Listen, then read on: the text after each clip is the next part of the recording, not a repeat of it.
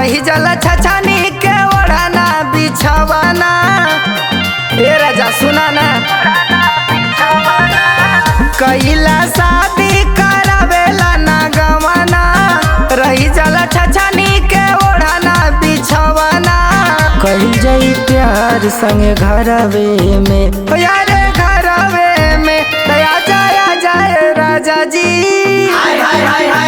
दया जाया जाए राजा जी नाई हरवे में, आ जाया जाए राजा जी नाई हरवे में, आ जाया जाए राजा जी नाई हरवे में।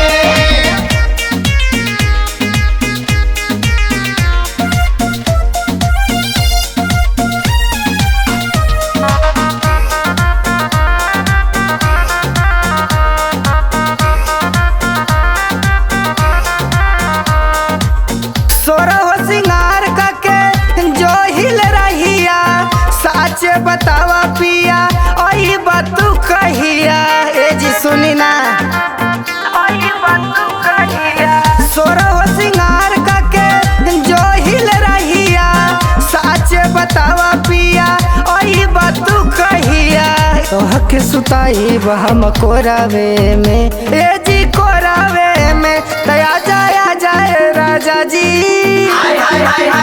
दया जाया जाए राजा जी नाई हरवे में, आ जाया जाए राजा जी नाई हरवे में, आ जाया जाए राजा जी नाई हरवे में।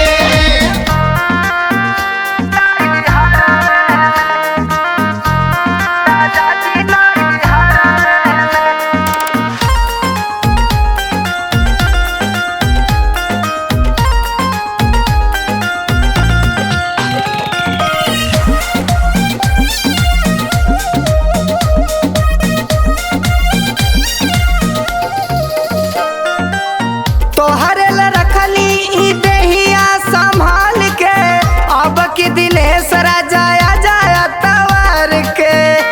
ए जी आ जाई ना, तोहरे ला रखली ई देहिया संभाल के, अब की दिनेश राजा आ जाया तवार के। दीपक संग जइहा ना सहारवे में, ना सहारवे में दया जाया जाए राजा जी, हाय हाय हाय हाय हाय।